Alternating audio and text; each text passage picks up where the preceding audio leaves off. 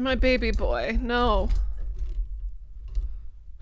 Face down, ass up. That's the way I like to listen to people read books to me. Thank you. What were you thinking? Get your brain out of the gutter. Can you? Boney boy, you good? You good? Okay, he's good. I'm good. I don't have any intro music yet, so just pretend it's here. They were two girls, one a porcelain-colored blonde, the other also pale with light brown hair. I was about to say, wow, Bella, no one in the world is like you. So never mind, she beat me to it. At least my skin wouldn't be a standout here. It's just like, you guys just don't understand how hard it is to be white. Like, no one understands being pale and white is the real minority. It's just... Bella. Okay. It was harder for my new classmates to stare at me in the back, but somehow they managed. Yeah, it's called turning. Bella. Hey, Bella, I have this, like, really cool thing to tell you about, and it's called turning! I don't know why I'm being so mean. I'm sorry, Bella. I kept my eyes down on the reading list the teacher had given me. It was fairly basic. Bronte, Shakespeare, Chaucer, Faulkner. I'd already read everything. I read the complete works of Chaucer.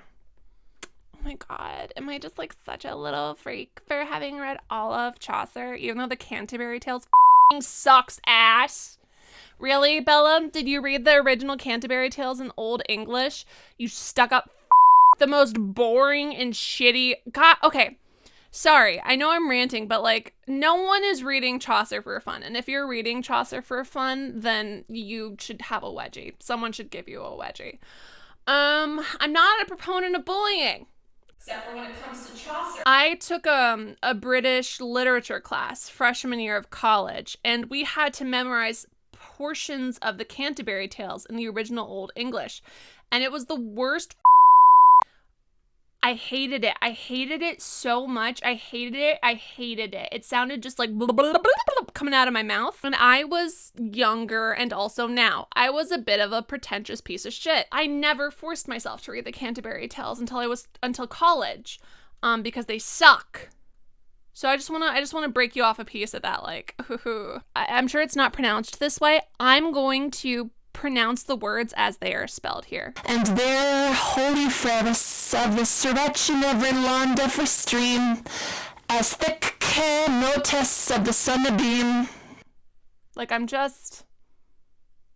Really, Bella? That you read all the Canterbury Tales and you just loved it. Real okay. Shut up. Shut up, Bella. Point is.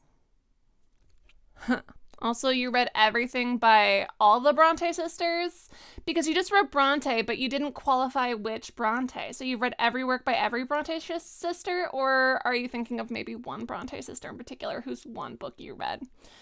Called Wuthering Heights, you f***ing poser! I'm kidding. I don't care about this. Like, I think that there's no shame in not having read any of this shit, but because she's acting like it's important, it makes me mad. You know what I mean?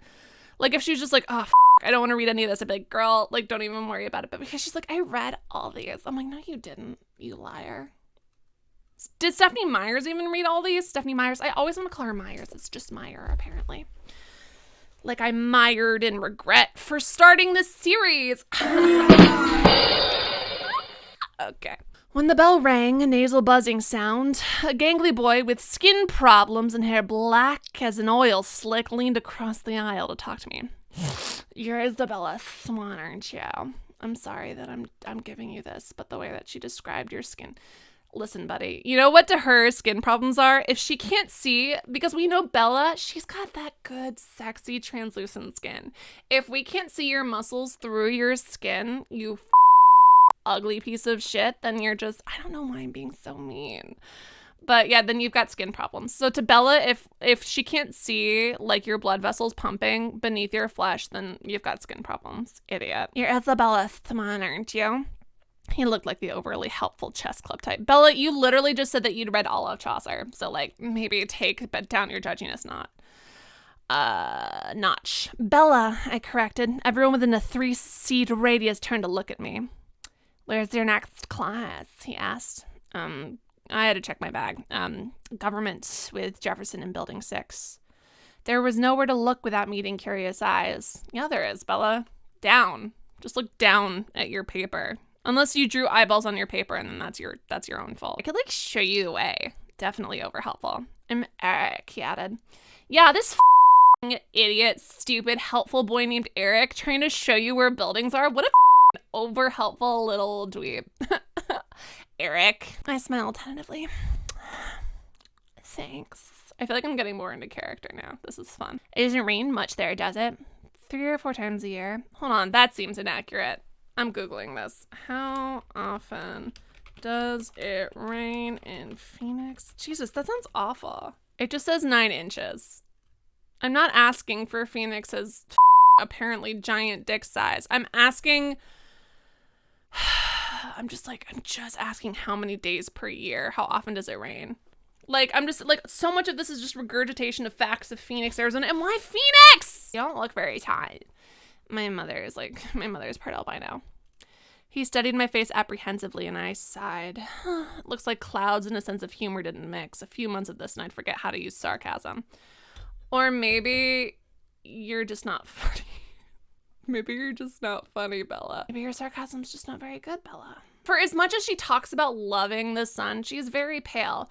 So I kind of do admire that because she's like, I love the sun. I love the outdoors. I love the outdoors. But I never am outdoors ever. And I'm actually very pale. If the amount of time she spent outdoors correlated with how much she's like talking about how much she loves the sun, how much she just goes insane for the sun, she would be a little bit tan. You know what I mean? It's fine. It's fine. Was the only one who made me stand up in front of the class and introduce myself. I stammered, I blushed, and tripped over my own boots on the way to my seat. God, I remember when people were like, oh my God, being clumsy is like a personality trait.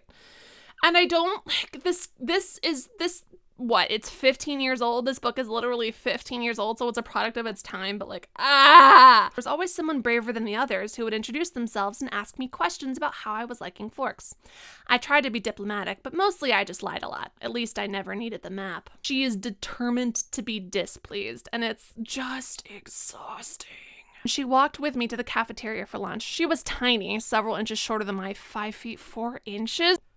Bella Swan. I could step on you. Okay. I did not realize how short Bella was. Jesus Christ, that is short. And the other girl is several inches shorter than her, so I'm assuming shorter than 3. So this girl is 5 feet short or shorter. Wow, God. I couldn't remember her name, so I smiled and nodded as she prattled about teachers and classes. I didn't try to keep up.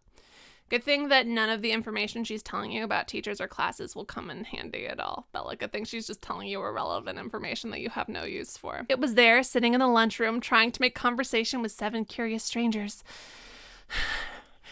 that I first saw them.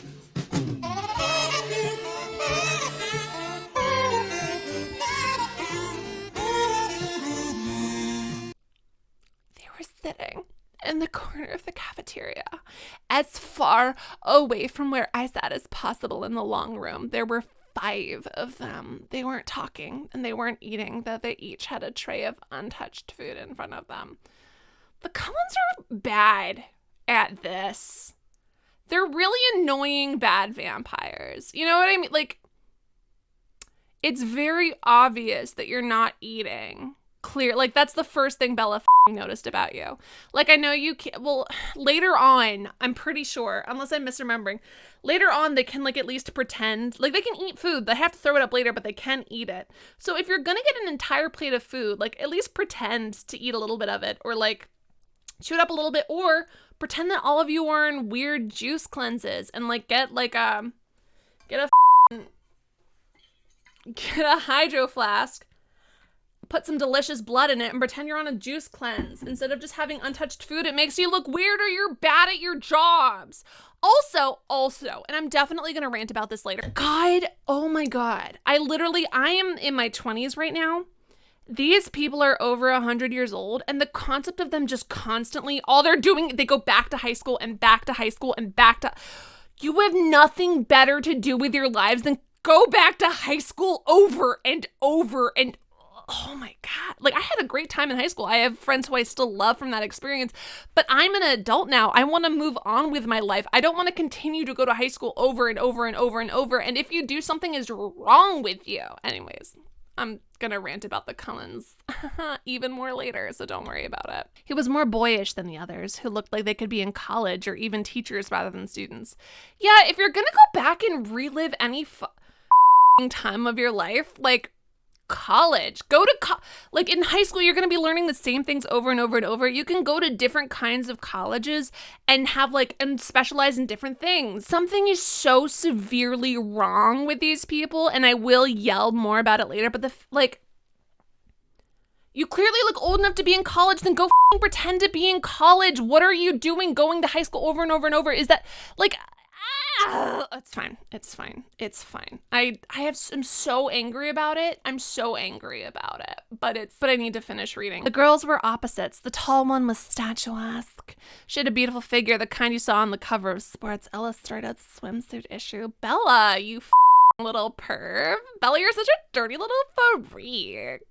Kind of made every girl around her take a hit on her self-esteem just by being in the same room. Oof, internalized misogyny. All their features were straight, perfect, and angular, just like my sexuality. And definitely ignore the fact that I just talked about how she looks like she should be on the cover of a swimsuit magazine. So I'm just saying, Bella, maybe you're a little bit more sapphic than you realize. As I watched, the small girl rose with her tray, unopened soda, unbidden apple, and walked away with a quick, graceful lope that belonged on a runway. I watched amazed at her lithe dancer's step till she jumped her tray and glided through the back door faster than I would have thought possible. Bella's into women. Bella wants to... I'm just saying, Bella, maybe if Bella, broadened her horizons a little bit, there would have been a lot less angst because, God, the way she walks is just so hot. I'm so straight, but the way she walks is so hot. Okay, Bella. It was as if she had called his name and he looked up involuntarily in response, already having decided not to answer. So I already know the story, it's been a really long time since I read this, but I still remember the basics. Edward can read minds. Sweetie, baby boy, you're over 100 years old and you haven't controlled maybe not looking at someone when you're reading their thoughts. You're not good at this. You're so bad at being a vampire. None of you deserve this. You're all very bad at it. Looking at his tray now, picking a bagel to pieces with long, pale fingers. His mouth was moving very quickly, his perfect lips barely opening. The other three still looked away, yet I felt he was speaking quietly to them. They're very nice looking. I struggled with a conspicuous understatement. Yes! Jessica agreed with another giggle. They're all together, though. Emmett and Rosalie and Jasper and Alice. I mean, they, live together. Her voice held all the shock and condemnation of the small town, I thought critically. But if I was being honest, I had to admit that even in Phoenix, that would cause gossip. Be in college! Why do you want to hang out with children anyway? I respect teenagers. I respect them because they're people. They're fully, whatever. But the idea of being all you want to do is be with them and spend time with them. Bruh. I'm getting lightheaded. What are the Cullens? I asked. They don't look related. Oh, they're not. Dr. Cullen's really young, in his 20s or early 30s. They're all adopted. The Hales are brother and sister, twins, the blondes, and they're foster children. Oh God, your foster siblings is a lot. They look a little old for foster children. They are now. Jasper and Rosalie are both 18, but they've been with Mrs. Cullen since they were 8. She's their aunt or something like that. And they're willingly choosing to hang around in high school and be gossiped about instead of going to college where less people would give a about them because of reasons. That's really nice for them to take care of those kids like that when they're so young and everything. I guess so, Jessica admitted reluctantly, and I got the impression that she didn't like the doctor and his wife for some reason. With the glances she was throwing at their adopted children, I would presume the reason was jealousy. So she's jealous that they're adopted? What is she jealous of? Literally explain. Hey, Bella, what do you think she's jealous of here? Maybe it's because of this, but like I literally cannot understand what Bella thinks she's jealous of here. I think that Mrs. Cullenly can't have any kids though, she added as if that lessened their kindness. Yikes.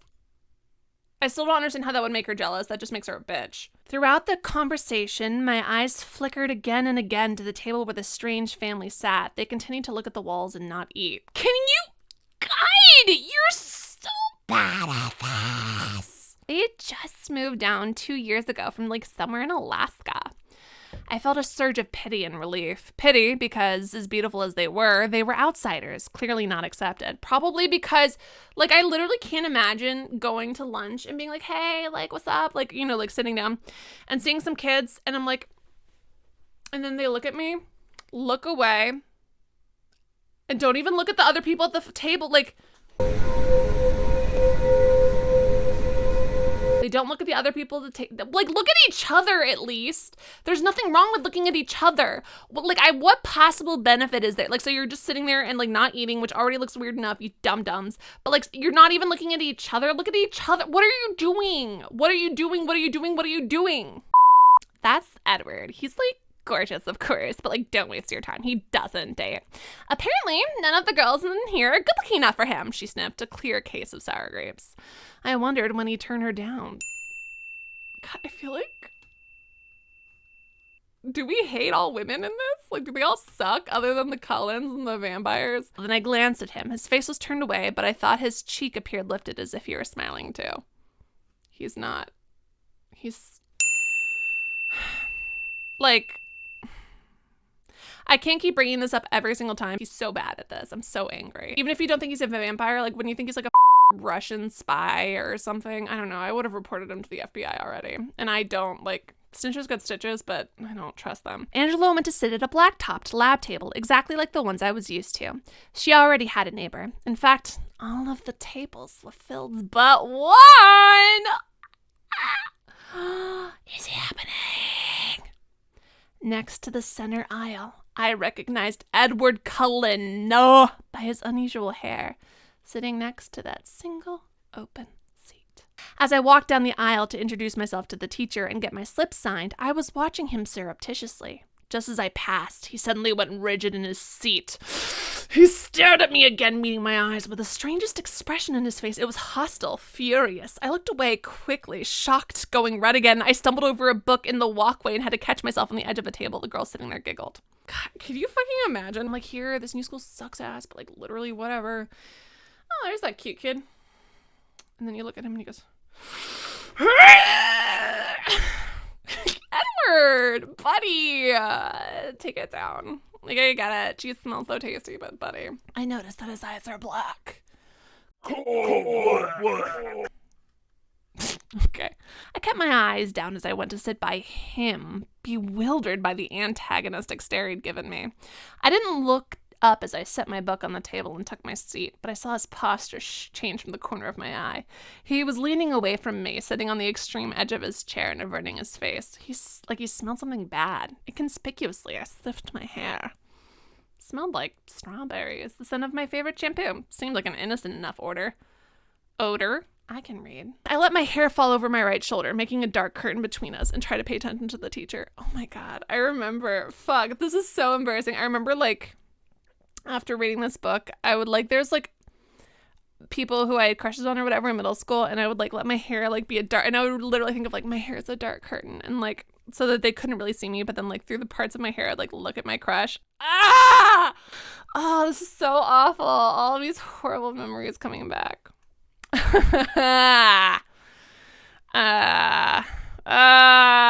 Unfortunately, the lecture was on cellular anatomy, something I'd already studied. I took the notes carefully anyway, always looking down. I couldn't stop myself from peeking occasionally through the screen of my hair at the strange boy next to me. During the whole class, he never relaxed his stiff position on the edge of the chair, sitting as far away from me as possible. Hey, Edward. Like, we know what the problem is. The story doesn't know what the problem is, but we do, or at least I do, or at least 99% of the human population probably does. She smells real good, and Edward wants to eat her, not her, but he just wants to eat her blood. Just say you're sick and go to the nurse, you weirdo. Like, he's just so bad at his job. Like, he's got one job, and it's pretend like you're not a vampire, and he's bad at every part of it. Hand on his left leg was clenched into a fist, tendons standing out under his pale skin. I'm gonna be honest, year of our Lord 2020, I see some boy doing this. I see some white boy doing this. I'm like, is he gonna pull out a gun? What's happening? Scary. Oops. Offensive. But I am genuinely scared. Like when I see like angry boys, I genuinely get freaked out. This too, he never relaxed. He had the long sleeves of his white shirt pushed up to his elbows, and his forearm was surprisingly hard and muscular beneath his light skin. Class seemed to drag on longer than the others. Was it because the day was finally coming to a close, or because I was waiting for his tight fist to loosen? I would genuinely be uncomfortable. Like, Bella's just like, what did I... Like, I feel like maybe when I was a teen, like a young kid, I would be like, what did I do wrong? Like, why is this person being so aggressive next to me? But now I'd be like, can I get a different seat? This kid's a freak. And I'm afraid he's gonna snap and then snap my neck. Like, I don't have patience for giant red flags anymore. What was wrong with him? Was this his normal behavior? I questioned my judgment on Jessica's bitterness at lunch today. Maybe she wasn't as resentful as I thought. Couldn't have anything to do with me. He didn't know me from Eve. He didn't know me from Adam. Okay, interesting. I peeked up at him one more time and regretted it. He was glaring down at me again, black eyes full of revulsion. Bruh, just go. Just say you gotta go to the bathroom. Just cut class, you weirdo. As I flinched away from him, shrinking against my chair, the phrase, if looks could kill, suddenly ran through my mind. Hot. This guy's like so angry and aggressive towards me for no reason that I know. Can't wait. Like, girl. At that moment, the bell rang loudly, making me jump, and Edward Cullen was out of his seat. Fluidly, he rose. He was much taller than I thought, his back to me, and he was out the door before anyone else was out of their seat. I sat frozen in my seat, staring blankly after him. He was so mean. It wasn't fair. I'm not kidding. That's actually literally. He was so mean. It wasn't fair. Yeah, he's a weirdo. I began gathering up my things slowly, trying to block the anger that filled me for fear my eyes would tear up. Oh, I actually do feel very bad for her here. I do. Yeah, I'm sorry, Bella. This sucks. I looked up to see a cute baby-faced boy. His pale blonde hair carefully gelled in orderly spikes, smiling at me in a friendly way. He obviously didn't think I smelled bad. I'm Mike, dude. Hi, Mike. Do you need any help finding your next class? We walked to class together. He was a chatterer. He supplied most of the conversation, which made it easy for me. He lived in California till he was 10, so he knew how I felt about the sun.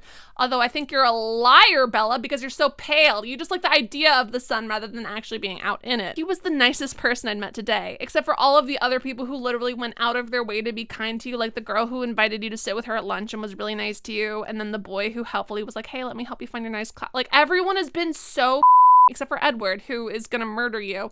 Everyone was so nice to you today, and you were like, he's a suck-up.